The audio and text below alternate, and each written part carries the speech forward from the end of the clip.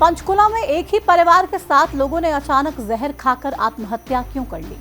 क्या इसके पीछे सिर्फ कर्ज का बोझ ही एक वजह है या फिर कोई बड़ी साजिश भी है? अब तक पुलिस की जांच और परिजनों के बयानों से मामला सुलझने की बजाय उलझता जा रहा है। पुलिस को मिले सुसाइड नोट में सुसाइड करने वाले प्रवीण मित्तल ने यह लिखा कि उसके ससुर को कुछ ना कहा जाए। लेकिन सवाल यह है कि क्यों प्रवीण मित्तल को सुसाइड नोट में अपने ससुर के लिए ये शब्द लिखने पड़े?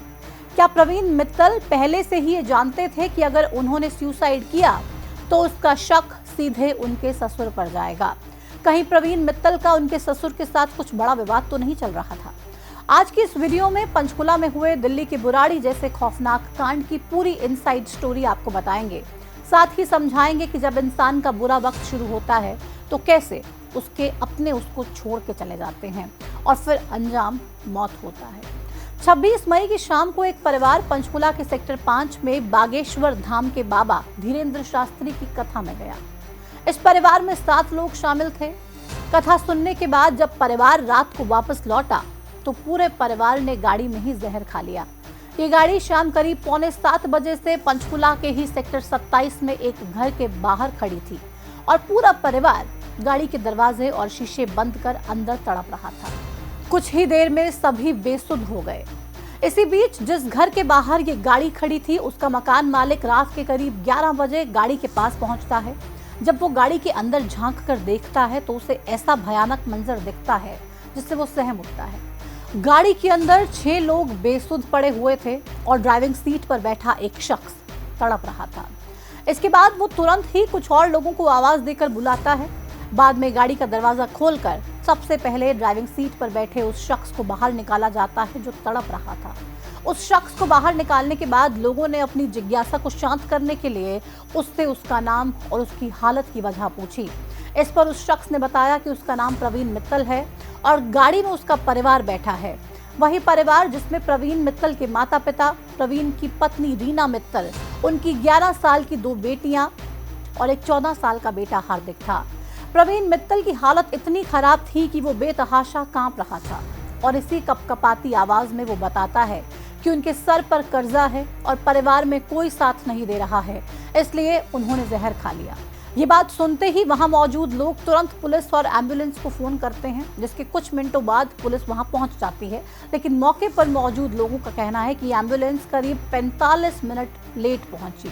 ऐसे में जब तक सभी को अस्पताल पहुंचाया जाता तब तक उनकी मौत हो चुकी थी। अब यहाँ सबसे बड़ा सवाल यही था कि आखिर इस पूरे परिवार ने एक साथ आत्महत्या क्यों की? ऐसी क्या वजह थी कि मासूम बच्चों को जहर देकर एक बुजुर्ग माता पिता और एक नौजवान दंपत्ति ने जहर खा लिया? दरअसल इसके पीछे की मुख्य वजह है प्रवीण मित्तल का कर्ज में डूबना। मूल रूप से हिसार के बरवाला के रहने वाले प्रवीण मित्तल पिछले कई सालों से कर्ज के बोझ के तले दबे हुए थे। उन पर बैंक और लोगों का इतना कर्ज हो गया था कि आए दिन उन्हें धमकियां मिलने लगी। यहाँ तक कि बैंक में उनके जीरकपुर में 2 फ्लैट और बद्दी में उनकी एक फैक्ट्री को भी सीज कर दिया। जिन लोगों से उन्होंने कर्ज लिया था वो भी उन्हें मारने की धमकियां देने लगे। प्रवीण ने अपने परिवार से मदद मांगी लेकिन कहीं से भी प्रवीण को मदद नहीं मिली, जिसके बाद धमकियों और कर्जदारों से भागकर करीब 5 साल पहले प्रवीण पूरे परिवार के साथ हरियाणा छोड़कर उत्तराखंड के देहरादून में जा बसे। देहरादून में उन्होंने अपना टूर एंड ट्रैवल का कारोबार शुरू किया, लेकिन इस कारोबार में भी उन्हें नुकसान हो गया, जिसके बाद वो देहरादून से वापस हरियाणा आ गए। हरियाणा वापस लौटने के बाद प्रवीण और उनका परिवार पंचकुला में अपने ससुर के घर में रहने लगा। लेकिन कुछ समय बाद ससुर के साथ कुछ अनबन के चलते उन्होंने वहां से भी ठिकाना बदल लिया। बताया जा रहा है कि पिछले 2-3 महीने से प्रवीण और उनका परिवार पंचकुला के सकेतड़ी में एक किराए के मकान में रह रहा था। वहीं प्रवीण कैब ड्राइवर का काम कर अपने परिवार को पाल रहे थे। वक्त की मार देखिए, इंसान को कैसे मजबूर बना देती है। कुछ साल पहले तक जिस प्रवीण के पास खुद की गाड़ी, बंगला, फैक्ट्रियां थी, अब वो एक कैब ड्राइवर बनकर अपने परिवार को पाल रहा था। ये जानकारी जो हमने आपको बताई वो प्रवीण के ममेरे भाई संदीप ने दी। संदीप का ही नाम प्रवीण के उस सुसाइड नोट में लिखा था जो उसकी गाड़ी से पुलिस को बरामद हुआ। प्रवीण ने सुसाइड नोट में खुद को बैंकरप्ट बताते हुए लिखा था कि मेरी वजह से ये सब कुछ हुआ है, मेरे ससुर को कुछ मत कहना, अंतिम संस्कार की सभी रस्में मामा का लड़का निभाएगा। बाकी का सुसाइड नोट अभी पुलिस के पास है जिस पर जांच चल रही है। खैर, प्रवीण पर करीब 20 करोड़ रुपए का कर्ज था और अब तो उनके पास कोई ऐसा सोर्स भी नहीं था कि वो इतनी भारी भरकम कर्ज को उतार सकें। लिहाजा उन्होंने परिवार के साथ मौत को ही गले लगाना बेहतर समझा। लेकिन पूरे परिवार के एक साथ आत्महत्या करने से कई सवाल खड़े हो रहे हैं, जिनके जवाब अभी तक नहीं मिल पाए हैं। सवाल नंबर 1, कर्ज प्रवीण ने लिया था तो वो अकेले भी आत्महत्या कर सकते थे, फिर पूरे परिवार ने जहर आखिर क्यों खाया?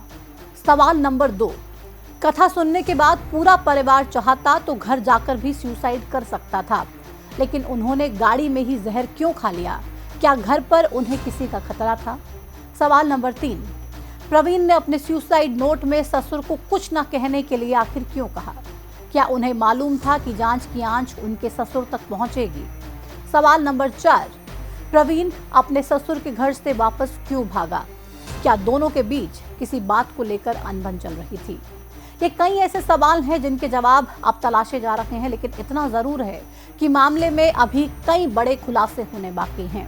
7 लोगों के सुसाइड की मिस्ट्री अभी जितनी सुलझी हुई नजर आती है, उससे कहीं ज्यादा उलझी हुई है, क्योंकि भगवान की कथा सुनने के बाद तो लोग अपनी हारी हुई आस को भी अपनी शक्ति बनाकर फिर से उठ खड़े होते हैं, लेकिन प्रवीण मित्तल और उनका पूरा परिवार कथा सुनने के बाद मौत की नींद सो गया।